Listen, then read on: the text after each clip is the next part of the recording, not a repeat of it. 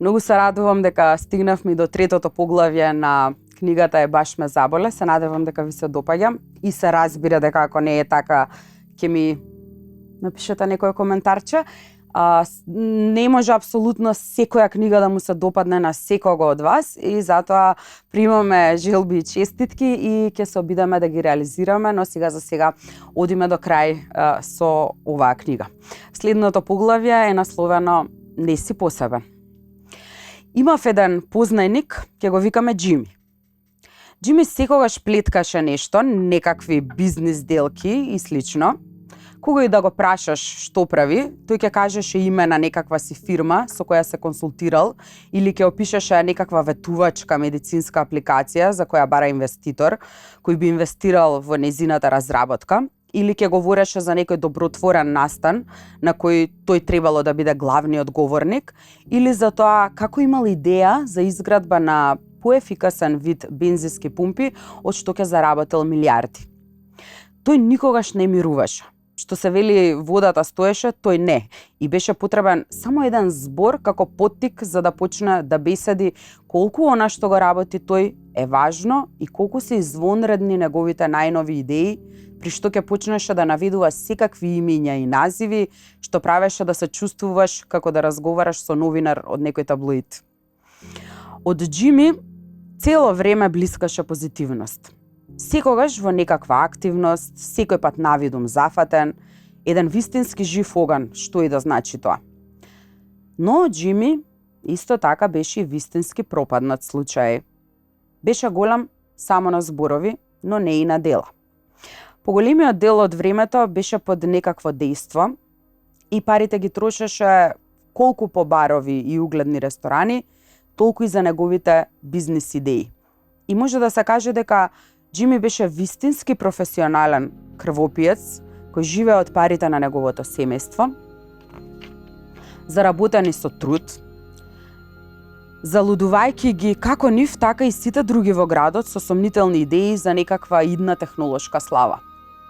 Се разбира, понекогаш ќе се случеше и да вложи некаков вистински труд во нешто, да се јави по телефон на некоја си таму голема ѕверка и да му рецитира имиња и се нешто, додека устата не му фати пена. Но во суштината од тоа речиси никогаш не испаѓаше ништо. Како и да е, Џими си тераше вака со години, живеејќи на грбот на девојките и на се поголемиот број далечни роднини, се додека не стигна до доцните 20. А најзазнатиот дел од сето ова беше тоа што Џими се чувствуваше добро во врска со тоа.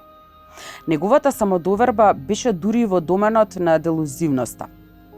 Луѓето што му се смееа или што го одбиваа, според него ја пропуштаа шансата на нивните животи. Луѓето што ги одбиваа неговите никакви бизнис идеи беа премногу неуки и неискусни, за да може да ја разберат неговата гениалност. Луѓето што го прекоруваа поради неговиот небрежен стил на живот му беа љубоморни, тие го мразеа и му завидуваа на успехот. Џими понекогаш успеваше да заработи некои пари, иако тоа обично се случуваше на некаков сомнителен начин, например со презентирање и продавање на некоја туѓа бизнис идеја, како да е негова, или по пат на изнудување заем од некого, или уште полошо, убедувајќи некого да му даде пари однапред за некаква сомнителна сделка. Имаше и случаи кога тој всушност успеваше и да убеди некои луѓе да му платат за некаков јавен говор. А зашто тоа го верал таму, не можам воопшто ни да замислам. Најлошото од се беше тоа што Џими си веруваше во сопствените глупости. А оваа негова залуденост беше толку непробојна, што искрено говорејќи беше на вистина тешко човек да му се налути и всушност беше на некој начин дури и неверојатна. Некаде во текот на 60-тите години на 20-тиот век, развивањето на самодовербата, тоа да се имаат позитивни мисли и чувства во однос на себе си, стана главниот акцент на психологијата. Тогашните истражувања покажале дека луѓето што имаат високо мислење за самите себе, општо земено, покажувале подобри резултати во поглед на функционирањето во животот и предизвикувале помалку проблеми. Многу истражувачи и креатори на политики во тоа време дошле до уверувањето дека подигнувањето на самодовербата кај населението би можело да доведе до известни видливи општествени придобивки. Намалување на стапката на криминалот, подобри резултати во доменот на образованието, подобрување во поглед на вработеноста, помали буџетски дефицити и слично. Како резултат на тоа, со почетокот на следната деценија, во 70-тите, се почнува со предавање на разни методи за подигнување на самодовербата на родителите, нешто што било поддржувано и поттикнувано и од тогашните терапевти, политичари и учители и вметнато во образовната политика. Корекциите во поглед на оценувањето, например, намалувањето на критериумот, било вметнато за децата со помал капацитет во поглед на усвојувањето на материјата да се чувствуваат подобро во поглед на постигнуваните резултати. Се измислувале секакви награди за учество и лажни трофеи и за најмалите и најобичните дејности и активности. На децата им биле давани најбесмислени можни домашни задачи, например да ги напишат сите причини зошто мислат дека се посебни или пак да наведат 5 нешта што најмногу ги сакаат кај себе си. Проповедниците и свештениците им говореле на верниците во нивните храмови и заедници дека секој од нив е посебен и специјален во очите на Бога и дека судбината на секој е да биде извонреден и да не биде просечен. А на разните бизнис семинари и мотивацијски семинари не се престанувало со глаголењето на истата парадоксална мантра, дека секој од нас може да биде исклучителен и многу успешен. И така стигнуваме до следната генерација и таму го наоѓаме следниот податок. Дека не сме сите исклучителни. Испаѓа дека тоа само да се чувствуваш добро во сопствената кожа всушност и не значи ништо ако немаш некаква добра причина да се чувствуваш добро во сопствената кожа. Испаѓа дека несреќите, загубите и неуспесите се всушност корисни, па дури и неопходни за развој на самоуверени и успешни поединци. Испаѓа дека тоа луѓето да се учат да веруваат дека се посебни и исклучителни и дека треба да се чувствуваат добро во сопствената кожа без оглед на се, не доведува до популација полна со луѓе како Бил Гейтс и Мартин Лутер Кинг. Доведува до популација полна со луѓе како Џими. Џими е залудениот зачетник на нови бизниси.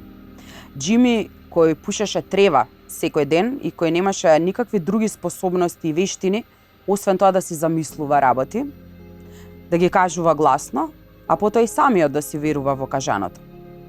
Џими, типчето што ќе му се изнавикаше на сопствениот бизнис партнер дека е незрел, а потоа ќе ја испразнеше кредитната картичка на компанијата во Ла Бернардин, обидувајќи се да импресионира некоја руска манекенка.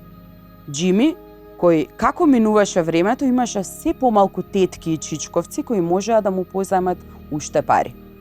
Да, говорам токму за тој Џими, Џими кој беше полн со самодоверба, за истиот тој Џими кој мина толку време зборувајќи колку е добар, што всушност заборави да направи нешто на вистина. Проблемот со ова движење за подигнување на самодовербата е тоа што мерењето на самодовербата во негови рамки се одвивало според тоа колку се чувствувале луѓето позитивно во однос на себе си, додека во суштината вистинска и точна процена за нечија самодоверба може да се добие според тоа како некој се чувствува во врска со негативните аспекти од неговата личност. Така, например, ако една личност, како што е Џими, се чувствува апсолутно извонредно 99,9% од времето и покрај тоа што животот му се распаѓа пред сопствените очи, тогаш, како такво нешто би можело да биде валидно средство за процена за еден успешен и среќен живот? Џими е личност што се чувствува овластено. Со други зборови, тоа значи дека тој мисли оти заслужува добри и убави нешта без да се потруди да ги заслужи. Тој верува дека би требало да може да биде богат без да работи за да го постигне тоа. Верува дека би требало да биде сакан и почитуван без никому да му помогне при тоа.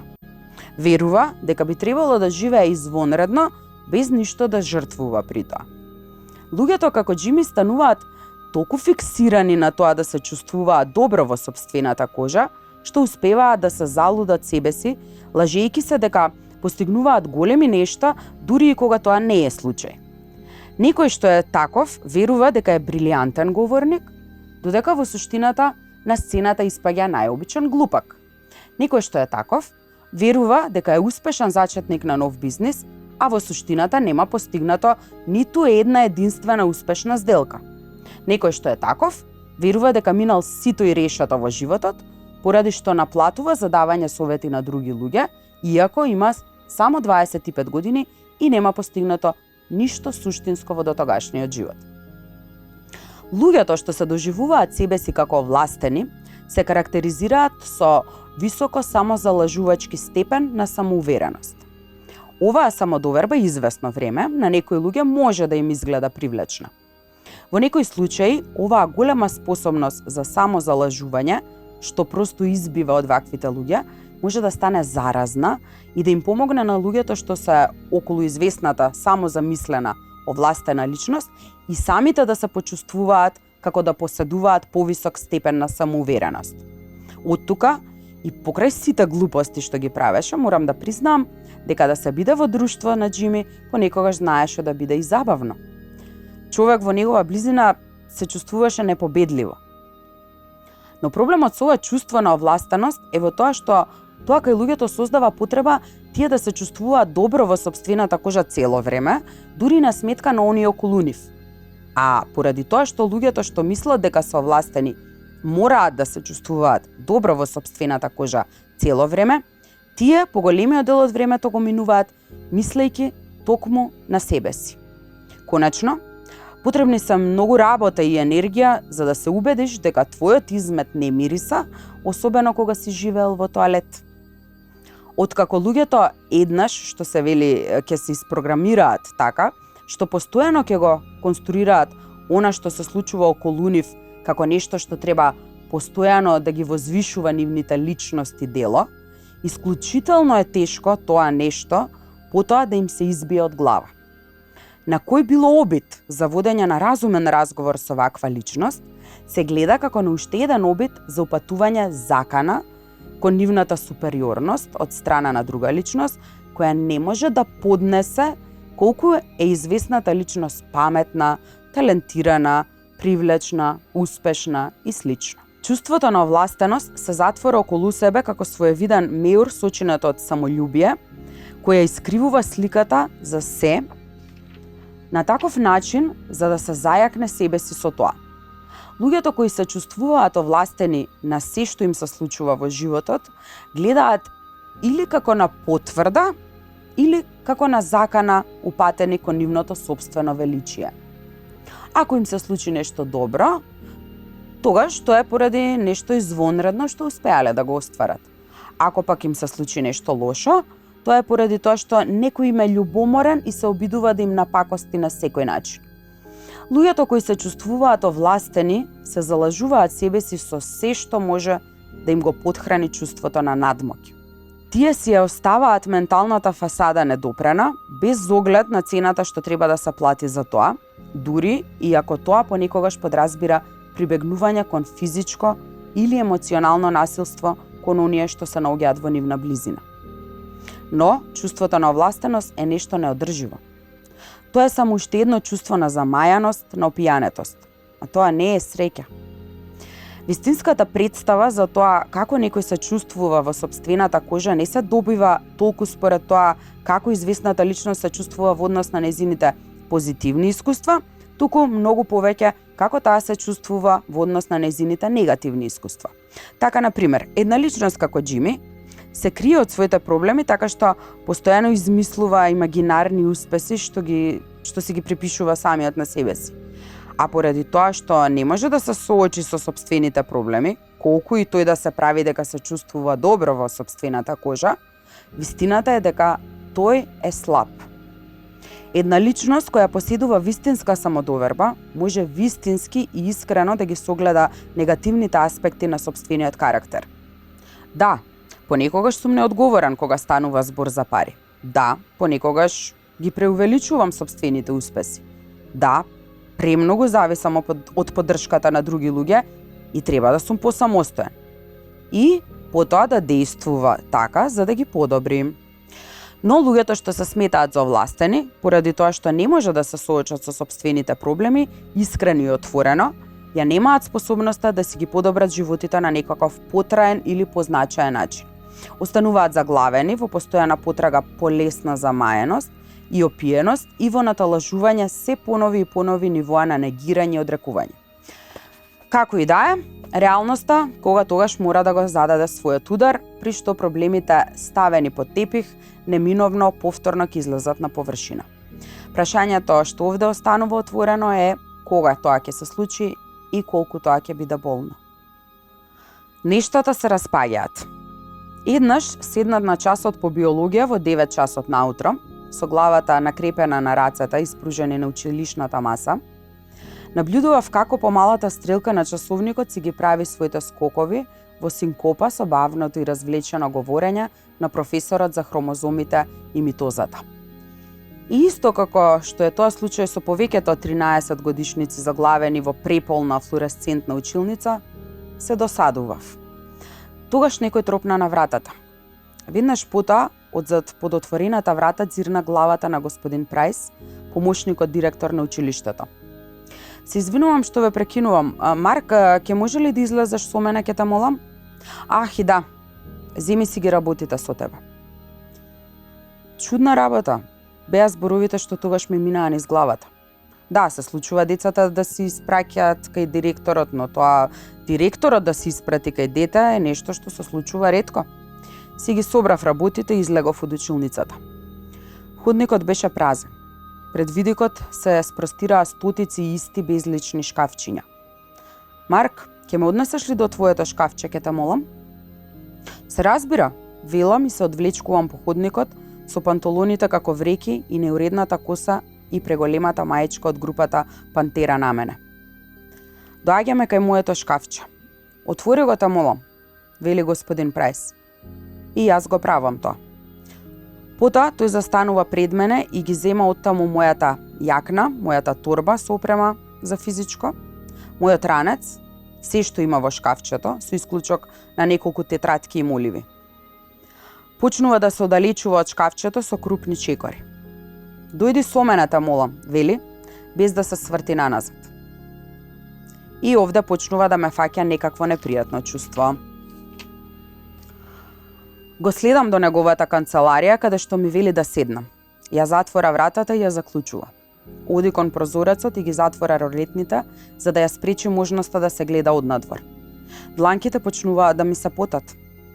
Ова не ќе да е обична посета кај директорот. Господин Прајс седнува и почнува, без да каже ниту збор, да ми пребарува по работите, да ми ги проверува џебовите, да ги откопчува патентите, да ми ги тресе лиштата што ги носам на физичко и да ги фрла на земја. И без воопшто да ме погледне, господин Прајс прашува: знаеш ли што барам, Марк? Не, му велам. Дрога. Зборот ме шокира и одеднаш станувам нервозно внимателен. Дрога? Пелтечам. Каков вид? Ми упатува строг и продарен поглед. Не знам што имаш, што земаш. Додека го вели ова, отвора една од папките и ги проверува малите отвори наменети за моливи и пенкала. Сега потта почнува да ми го облева целото тело. Почнува да се шири од ланките, преку рацете, се до вратот. Чувствувам како дамарите ми пулсираат, додека крвта ми го преплавува мозокот и ми го вцрвува лицето. И како и поголемиот дел 13 годишници, кои кога би биле обвинети за поседување на наркотици за нивно носење на училиште, неминовно би посакале да избегаат и да се скријат некаде, истото во тој момент го посакувам и јас. Не знам зашто зборувате. Се обидувам да протестирам, при што зборовите ми зазрачуваат многу помлако отколку што тоа ми е намерата. Чувствувам како сега да треба да бидам крајно самоуверен.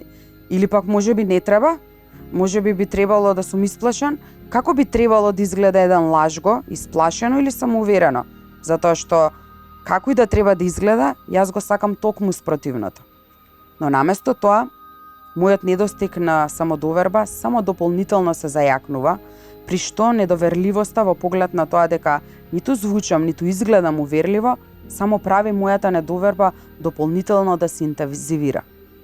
Ете, тоа е таа проклета повратна спрега од пеколот. Тоа допрва ќе го видиме, вели, свртувајќи си го вниманието кон мојот ранец, каде што се чинима стотици џебови. И како во секој од нив да има по некоја типична тинејџерска дреболија. Пенкала во разни бои, стари ливчиња со пораки пренесувани од ученик до ученик за време на час, истрошени фломастери, старо блокче за скицирање со половината од страните искинати и еден куп прав и влакна и секакви други ситни остатоци насобрани во текот на излудувачки кружниот и повторлив средношколски живот. Потта сигурно ми се испумпува со брзина на светлината, затоа што времето се издолжува и се шири, при што она што во вториот дел од часот по биологија почнат во 10 часот се чинеше како најобични секунди, сега се чини како епохите во старото камено време, а како јас да растам и умирам секоја минута. А постоиме само јас, господин Прајс и мојот ранец без дно. И некаде околу периодот на средното камено време, господин Прајс завршува со погледот на ранецот. Поради тоа што не успева да најде ништо, изгледа збунето и изнервирано. Одеднаш го превртува ранецот наопаку и остава сето преостанато во него да се распрска и да се разлета по подот на канцеларијата.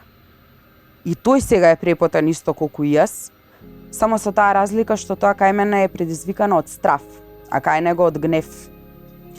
Денеска не носиш дрога со себе, а? Вели, обидувајќи се тоа да звучи обично, секојдневно. Не, велам со тон ист како неговиот. Тој потоа ги прибира работите, раштркани по подот и ги подредува, една по една, во мали купчиња покрај мојата опрема за часовите по физичко. Сега мојата јакна и мојот ранец лежат празни и безживотни на неговиот скут. Тој воздивнува и се загледува во ѕидот. И како што тоа би било случај со поголемиот дел 13 годишници, кога би биле заклучени во канцеларијата со возрасен човек, кој разбеснето им ги расфрла работите по целиот пот, готов сум да се расплачам. Господин Прајс ги скенира содржините организирани на подот. Но таму не наоѓа ништо забрането и нелегално, никакви наркотици, дури и ништо против школските правила и прописи. Повторно воздивнува и сега на подот ги фрла и јакната и ранецот. Потоа се наведнува и си ги става лактите на колениците, спуштајќи си го лицето на исто ниво со моето.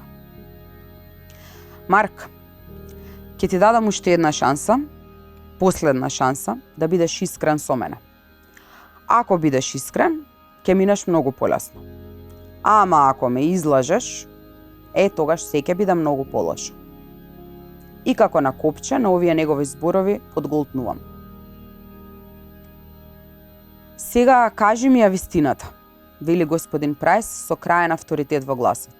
Донесе дрога на училиште или не? Борејќи се со солзите што се обидуваат да ме надвладеат и со криковите што како да сакаат да ми го раскинат грлото, загледан во лицето на мојот мачител, со молежлив глас кој ми излегува од устата како понизна молба, конечно да бидам ослободен од виорот на овој адолесцентен хорор, велам. Не, немам никаква дрога, не знам зашто воопшто зборувате. Во ред, вели тој како да се предава. Па, тогаш собери си ги работите и можеш да си одиш. И тогаш пушта уште еден последен поглед кон мојот испразнет ранец, оставен таму среде подот на неговата канцеларија како некакво скршено ветување. Потоа лесно, навидум небрежно, стапнува со едната нога на него. Јас нервозно чекам тој да се тргне оттаму, за да можам да си ги земам работите и да си продолжам со животот, оставајќи го целиот овој кошмар зад себе. Но неговото стапало стапнува на нешто. Што е ова? Прашува тапкајќи со ногата. Што е што? Велам. Нешто се уште има овде. И го крева ранецот и почнува да го допира, да минува со прстите по целиот негов долен дел. Целата соба почнува да ми се врти, се околу мене станува магливо. Кога бев млад, бев многу паметен и бев пријателски расположен. Но исто така знаев да бидам и ѓубре. И навистина го мислам, ова што го велам. Навистина бев едно бунтовно и лажливо мало ѓубренце. Бев гневен и огорчен. Кога имав 12 години, го пробив домашниот безбедносен систем со магнети за фрижидер, за да можам незабележливо да се извлекувам од дома среде ноќ. Со еден другар знаевме да го ставиме автомобилот на мајка ми во лер и да го истуркаме на улица за да можеме да го возиме наоколу без да ја разбудиме. Знаев да пишувам состави за абортусот, затоа што знаев дека мојата професорка по англиски е тврдокорна, конзервативна христијанка. Со друг другар пак крадевме цигари од мајка ми и им ги продававме на децата за училиштата. А покрај тоа, да, имав направено и тајно џепче на долниот дел од ранецот, каде што си ја криев марихуаната. И тоа беше токму истото скриено џепче што тогаш го најде господин Прајс, кога стапна на дрогата што ја криев таму. Да, лажев. А како што и вети господин Прајс, тогаш навистина ми го загорчи животот. Неколку часови подоцна, исто како што е тоа случај со поголемиот број 13 годишници што завршуваат со лисици на раце на задното седиште на полициско возило, и јас мислев дека животот ми завршува тука. А на некој начин испадне дека сум имал право. Родителите веднаш ме ставија во своевиден домашен притвор. Се чинеше дека во блиска иднина нема воопшто да имам пријатели. Поради тоа што бев избркан од училиштето, до крајот на школската година требаше да учам и да се подготвувам за полагањето на предметите дома. Мајка ми ме натера да си истрижам косата и ми ги фрли сите мајци од Мерлин Менсон и од Металика, што е за еден адолесцент од 1998 година беше исто како изрекување на смртна пресуда со обезличување. Татко ми ме влечкаше со себе во неговата канцеларија секое утро и ме тераше да подредувам документи неброени часови. Кога завршив со учењето на предметите и со подготвувањето на испитите дома, ме запишаа во едно мало приватно христијанско училиште, каде што сега ќе кажам нешто што мислам дека нема воопшто да ви изненади и не се вклопував баш најдобро. И токму кога тогаш конечно што се вели се средив, кога почнав свесно и совесно да си ги извршувам обврските и кога научив што значи тоа вистинска свештена одговорност, моите родители се разведоа. Сето ова ви го кажувам само за да го истакнам тоа дека мојот адолесцентен период беше на вистина за никаде. Ги изгубив сите пријатели, се оддалечив од сите што ги познавав, ги изгубив сите права, како и моето семејство, за време од не повеќе од 9 месеци. Мојот психијатар подоцна во моите 20 години од животот ова ќе го нарече нешто на вистина трауматско, поради што целата следна деценија и повеќе ќе работам токму на неговото растрајување и надминување и на обидите колку што е можно помалку да бидам еден саможивен и замислено овластен кретен. Проблемот со животот во мојот дом во тоа време воопшто не се состоеше во некакви ужасни нешта што биле речени или направени. Во една поголема мера, тоа беше резултат на сите ужасни нешта што требаше да се кажат и да се направат, но кои не беа кажани и направени. Моето семејство замижува пред вистината исто како што Ворен Бафет заработува пари или како што една актерка во филмовите за возрастни ја прави онаа работа. Ние сме шампиони во тоа. Во тоа време можеше да се случи куќата да биде целата во оган, а тоа да биде проследено само со "Ах, не се е во ред, може би е малку жешко, да, инаку се е во ред на вистина." Кога моите родители се разведоа, немаше кршење на покукнината, немаше трескање врати, немаше врескање за тоа кој кого зафркнал. Откако не уверија мене и брат ми дека тоа не е по наша вина, имавме серија прашања како за на квиз. Да, токму така. За логистиката поврзана со новите моменти во поглед на живењето. И при тоа не беше пролеана ниту една единствена солза. И никој воопшто него ни повиши гласот. Најблиското нешто што јас и брат ми успеавме да го разбереме, а што беше поврзано со расплетувањето на емотивниот живот на нашите родители, беше тоа дека никој не извршил прелюба. Па тогаш во ред, нели? Во собата беше мошна Жешко, зашто се наоколу гореше, но инаку се беше во ред. Моите родители се добри луѓе. И јас не ги обвинувам за ништо од ова што го наведов, барем не повеќе. И многу ги сакам. Тие си ги имаат нивните приказни, нивните патешествија и нивните проблеми, исто како и сите други родители. Исто како што тоа било случај и со нивните родители и така натаму. И како што е тоа случај со сите родители, моите родители, и покрај нивните најдобри намери, имаат префрлено дел од нивните проблеми на мене, исто како што веројатно и јас ќе го сторам тоа со моите деца. Кога во нашите животи ќе се случи нешто вакво, нешто навистина травматско, подсвесно почнуваме да чувствуваме како да имаме проблеми што нема да бидеме способни да ги решиме никогаш.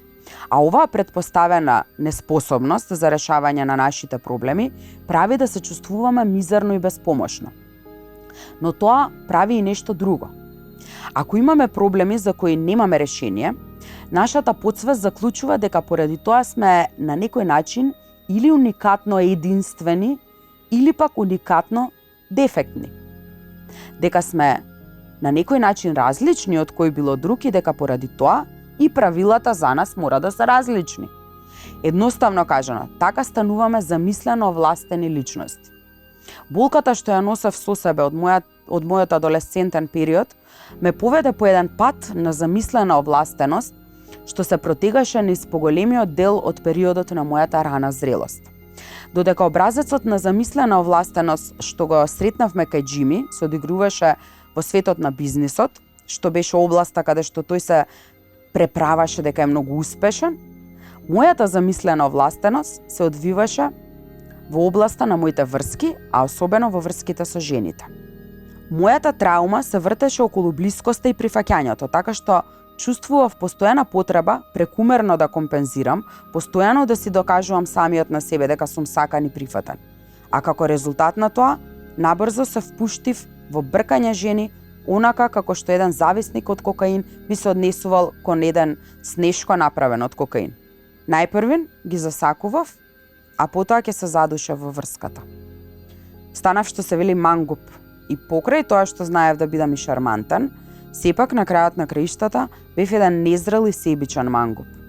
И поголемиот дел од деценијата го минав нижејќи долги низи од површни и нездрави врски. И тоа не беше така толку поради сексот, иако не велам дека тоа не беше забавно. Многу повеќе беше поради потврдувањето. Бев посакуван, бев сакан. По прв пат откако паметев за себе, се чувствував вреден и почитуван.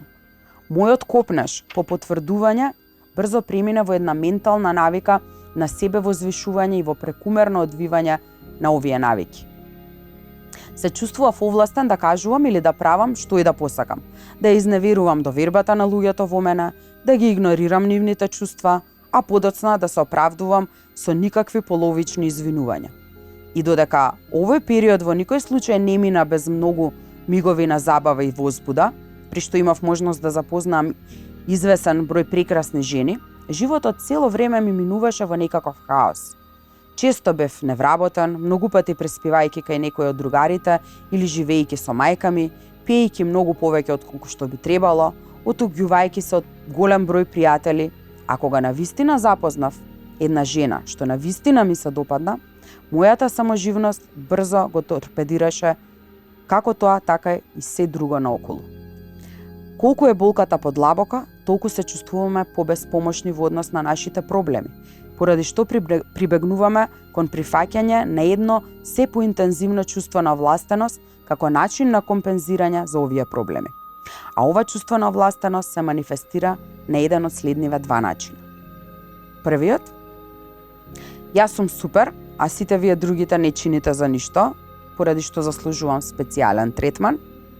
И вториот начин, јас не чинам за ништо, а сите вие другите сте супер, поради што заслужувам специјален третман. Станува збор за гледано однадвор еден целосно спротивен тек на мисли, но во суштината за една и иста сочна срцевина во средината. Всушност, луѓето што се сметаат себе си за овластени, често се сретнуваат како веднаш преминуваат од едниот на другиот екстрем, во зависност од тоа кој ден е во неделата или од тоа колку им оди добро со тековната зависност. Повеќето луѓе со право би нарекле една личност како Џими незауздано, самобендисано магаре.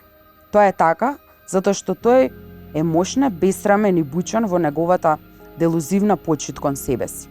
Она што повеќето луѓе не го согледуваат како властеност, а тоа е токму тоа, се оние луѓе кои постојано се чувствуваат како да се помалку вредни и како да не заслужуваат да постојат на светов. Затоа што се што правиш во животот, да го правиш така за да се издвојуваш постојано како жртва, побарува исто толкова себичност како и токму спротивното. Одржувањето на верувањето во тоа дека се страда од несовладливи проблеми побарува исто толку енергија и делузивно себевозвишување, како и одржувањето на верувањето дека воопшто се немаат никакви проблеми. Вистината е дека не постои ништо што би можело да се нарече личен проблем. Ако имаш некаков проблем, нема сомнение дека и многу други луѓе го имале истиот проблем во минатото, дека многумина го имаат и сега и дека други луѓе ќе го имаат и во иднина. Веројатно, некои од нив може и ги познаваш. Тоа не го намалува проблемот, ниту пак значи дека не би требало да боли. И не значи дека понекогаш не може и на вистина да си жртва. Тоа само значи дека не си посебен. Често се случува токму разбирањето на ова, дека ти и твоите проблеми всушност ја немате таа привилегија да сте единствените во поглед на чувствувањето на нивната жестокост и болка, да е и првиот и најважен чекор кон нивното решавање. Но, од некаква причина, се чини дека се повеќе и повеќе луѓе, особено млади луѓе, го забораваат ова. Голем број професори и наставници имаат забележано недостиг на емоционална отпорност и флексибилност и прекумерност во поглед на себичните побарувања кај денешната младина. Имено, денес веќе не е невообичаено одделни книги да бидат изоставувани од планот за работа на извесен клас, само поради тоа што на некои од учениците определени наслови не им се допаѓале. Денес се случува професори и други лица само поради тоа што јавно ќе го изнесат мислењето дека некои костими за денот на вештерките и не се толку навредливи, да бидат исвиркувани и протерувани од универзитетски комплекси. Голем број советници по училишните установи имаат забележано дека денес, повеќе од кога било порано, кај учениците и студентите се забележуваат сериозни знаци на емоционална вознемиреност поради нешто што инаку за секојдневни искуства карактеристични за универзитетскиот живот, например караница со цимерот или добивање ниска оцена и слично. Чудно е тоа што во едно време како ова, во кое сме поповрзани од кога било порано, овластеноста се чини како некаква врвна, лесна опиеност. Како нешто во врска со технологијата со која што располагаме денес, да прави нашите несигурности да земаат замав како никогаш досега. Колку слободата за изразување што ни е дадена е поголема, толку повеќе сакаме да сме ослободени од тоа да мораме да се справуваме со кој било што би можел да не се согласува со нас или да не вознемирува. Колку сме поизложени на различни точки на гледање на нештата од нашите, толку се чини дека повеќе се вознемируваме од тоа дека други точки на гледање на нештата воопшто и постојат. Колку животите ни стануваат полесни и поослободени од проблеми, толку се чини како да се чувствуваме се поовластени за тоа тие да стануваат се поголеми и позначени. Добрите страни и погодностите на интернетот и на социјалните медиуми се несомнено фантастични. На многу начини ова е најдоброто време во историјата да се биде жив. Но, можеби овие технологии со себе понесуваат и известни несакани и ненамерни општествени последици. Можеби истите овие технологии што ослободија и образуваа толку голем број луѓе, во исто време го возможуваат и развојот на чувството на луѓето за овластеност повеќе од кога било порано. Тиранијата на концептот на посебност. Повеќето од нас се просечни во повеќето нешто што ги правиме. Дури и ако си исклучителен во една работа, веројатноста дека си просечен или подпросечен во повеќето други работи е голема. Едноставно тоа е така. Да станеш навистина успешен во нешто, мора на тоа нешто да посветиш навистина многу време и енергија. А поради тоа што времето и енергијата ни се на сите ограничени, станувањето на вистина успешен и исклучителен во повеќе од една работа им успева само на мал број од нас. Од тука можеме да заклучиме дека тоа една личност да биде исклучително успешна во сите полиња на животот, па дури и во повеќе полиња во рамките на сопствениот живот, е една статистичка неверојатност. Брилијантните луѓе во светот на бизнисот често се зафркнуваат во поглед на нивниот личен живот. Исклучителните спортисти често се празноглави и глупави како камења подложени на лоботомија. Голем број познати личности веројатно не знаат што и како да прават со и во животот, исто како и луѓето што ги обожаваат и што го следат секој нивни чекор. Кога станува збор за поголемиот дел од нас, сите сме помалку или повеќе просечни луѓе. Но оние екстремните меѓу нас се оние што го добиваат целото внимание од јавноста. А на некој начин, сите знаеме дека е така, но ретко размислуваме и или зборуваме за тоа, а со сигурност никогаш не разговараме за тоа зошто ова нешто би можело да представува некаков проблем. Денес имаме интернет, Google, Facebook, YouTube и пристап до 500 и повеќе телевизиски канали, и тоа е нешто извонредно. Но нашето внимание е во ограничен опсек. Немаме никакви шанси да ги обработиме напливите од информации што постојано не заплиснуваат. Од тука, единствените што успеваат да стигнат до нас и да го задржат нашето внимание се оние на вистина исклучителните информации, оние во опсегот на 99,999%. Секојдневно и постојано сме преплавувани со навистина исклучителното и посебното, со најдоброто од најдоброто, со најлошото од најлошото, со најголемите потфати во поглед на физичката издржливост, со најсмешните шеги, со највознемирувачките вести, со најстрашните закани, нон-стоп. Нашите животи денес се исполнети со информации поместени на самите крајности на кривата што го представува човечкото искуство, затоа што во медиумскиот бизнис токму тоа е она за што запнува погледот.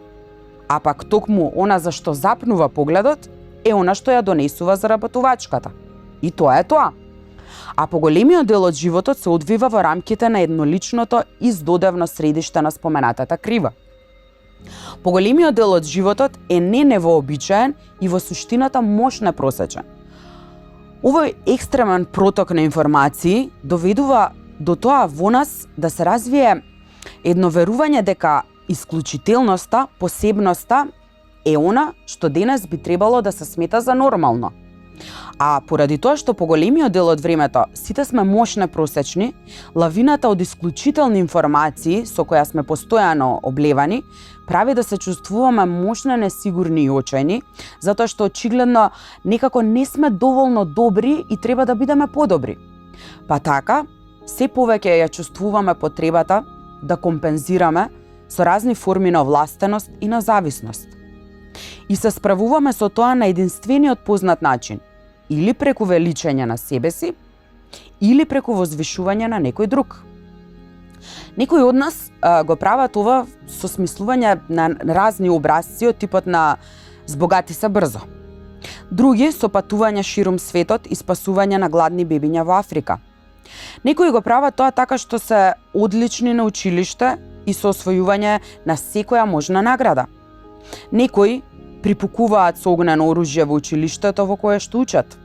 Некои пак го прават тоа така што се обидуваат да спијат со секој што ќе им налета на патот. И ова нешто се вградува во и станува дел од се поголемата култура на чувствување овластеност за која говорев претходно. За оваа културна промена често како виновници се посочуваат припадниците на интернет генерацијата или така наречената генерација Y, но тоа веројатно се должи на тоа што тие се технолошки најповрзаната и оттука највидлива генерација. Но, всушност, тенденцијата кон развивање на споменатото чувство на овластеност се забележува во рамките на целото општество. А јас верувам дека тоа е поврзано со концептот на посебност, кој е загреван и преговаран од страна на средствата за масовна комуникација. Проблемот со ова, за што говорам, е во тоа што се присутноста на технологијата и маркетингот, со кој што се служат средствата за масовна комуникација, прават вистински хаос од многу од очекувањата што луѓето си ги поставуваат самите на себе. Прелевањето на она исклучителното прави луѓето да се чувствуваат полошо во сопствената кожа, прави да чувствуваат дека треба да се поекстремни, порадикални и посамоуверени во поглед на тоа да бидат забележани или дури во поглед на тоа дека вредат нешто. Кога бев помлад, моите несигурности поврзани со интимноста беа дополнително влошени и зголемени како резултат на сите оние глупави приказни за и приказни на машкоста што се во оптек низ целата популарна култура. А овие исти приказни се уште се во оптек. Дека за да бидеш кул, мора да се забавуваш како рок звезда. Дека за да бидеш почитуван, мора да бидеш предмет на восхит кај женскиот пол. Дека сексот е највредното нешто што еден маж може да го добие и дека за тоа вреди да се жртвува се, вклучително и сопственото достоинство. Овој непрекинат прилив на нереални купишта ѓубре и измислици го дополнува и се натрупува на нашите веќе постојни чувства на несигурност, со тоа што постојано не изложува на некакви нереално поставени стандарди што никако не успеваме да ги достигнеме. И не само што се чувствуваме како испречени пред проблеми за кои како да нема решение, туку и се чувствуваме како вистински губитници, затоа што со само едно пребарување на Google се уверуваме дека постојат илјадници други луѓе кои ги немаат проблемите со кои се соочуваме ние. Технологијата ги реши старите економски проблеми со тоа што ни даде нови психолошки проблеми. Она што го стори интернетот не е само тоа што ја овозможи достапноста на информациите. Тој исто така ни ја отвори и портата на несигурноста и сомнежот во себе си, и портата на срамот. Ама ако не сум посебен или исклучителен, тогаш дали што било има смисла? Денес, тоа да се верува дека сите несомнено ќе сториме или ќе постигнеме нешто на вистина исклучително, веќе представува дел од општо прифатената култура. Славните личности го велат тоа. Гигантите во светот на бизнисот го велат тоа. Политичарите го велат тоа. Дури и Опра го вели тоа, така што мора да е вистина, нели? Буквално секој од нас може да биде посебен и исклучителен. Сите ние заслужуваме да сме возвишени.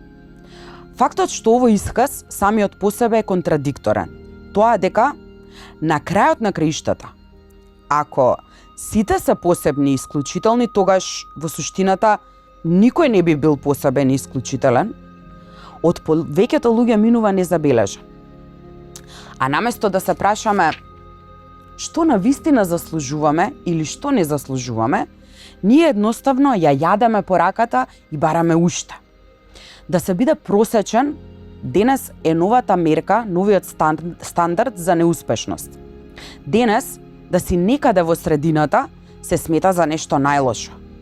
Кога мерката, стандардот на една култура во поглед на успешноста лежи во тоа да бидеш исклучителен, тогаш станува подобро да се биде на екстремниот друг крај на кривата, отколку на средината, затоа што на тој начин и таму си посебен и заслужуваш внимание. И многумина ја одбираат токму оваа стратегија, за да им докажат на сите дека тие се оние најнесрекните или најмногу угнетуваните или најголемите жртви. Многу луѓе се плашат да ја прифатат просечноста затоа што веруваат дека ако ја прифатат, нема да постигнат ништо повеќе од тоа, дека никогаш нема да станат подобри од она што се и дека нивните животи никогаш нема да бидат важни. Овој вид мислење е опасно. Кога еднаш ќе ја прифатиш премисата дека животот е вреден за живење само и единствено ако е навистина значаен и возвишен, тогаш всушност го прифаќаш тоа дека поголемиот дел од човештвото, вклучително и ти самиот, не го бива за ништо и е невредно. А овој начин на мислење брзо може да се покаже како опасен, како за тебе самиот, така и за другите. Ретките поединци меѓу нас што навистина постигнуваат нешто исклучително, не го постигнуваат тоа поради тоа што веруваат дека се посебни, токму напротив, тие стануваат посебни поради тоа што се опседнати со напредокот, со тоа да станат подобри. А ова опседнатост со напредокот произлегува од една цврста увереност дека тие всушност воопшто не се ништо посебно. Ова нешто може да го наречеме антиовластеност.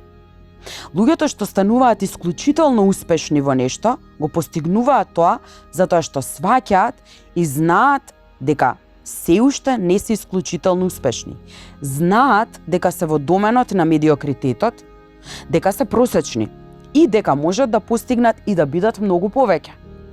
Сето ова говорење од типот секој може да биде посебен и да постигне нешто исклучително, всушност само ти го гали егото и ништо повеќе.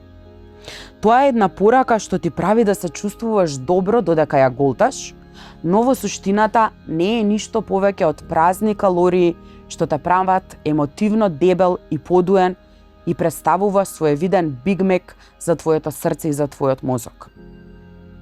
Она што доведува до емотивното здравје, исто како и она што доведува до физичкото здравје, доаѓа од јадењето зеленчук. Или кажано поинаку, од прифаќањето на блуткавите и обични секојдневни животни вистини. Вистини како она што го правиш всушност и не значи кој знае што во големата слика на нештата. И поголемиот дел од твојот живот ќе биде здодевен и невреден за забележување и тоа е во ред. Ова вегетаријанско мени на почетокот воопшто нема да ти се допаѓа. Воопшто. И ќе гледаш да го одбегнуваш на секој можен начин. Но, откако ќе почнеш да се придржуваш на него, целото тело ќе ти се разбуди и ќе се чувствуваш се повитален и пожив. Конечно, оној постојан притисок да бидеш нешто извонредно, да станеш она што се нарекува следното големо нешто, ќе ти биде тргнат од грбот.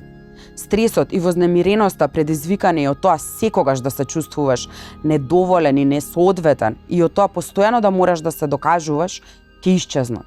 А сознанието за и прифаќањето на сопственото најобично земско постоење всушност ќе те ослободи и ќе ти овозможи да го постигнеш она што на вистина сакаш да го постигнеш, без осуди или некакви нереални превисоки очекувања. Ќе почнеш се повеќе да ги цениш најобичните, најсекојдневни животни искуства. Задоволствата што произлегуваат од пријателството, од создавањето нешто, од помагањето некому во неволја, од прочитувањето добра книга, од смеењето со некој што ти значи и за кој што се грижиш. Звучи здодевно, нели? Тоа е така затоа што овие нешта се обични, но можеби пак овие нешта се обични поради некаква причина, поради тоа што токму тие се она што всушност е навистина важно. Бидете добри.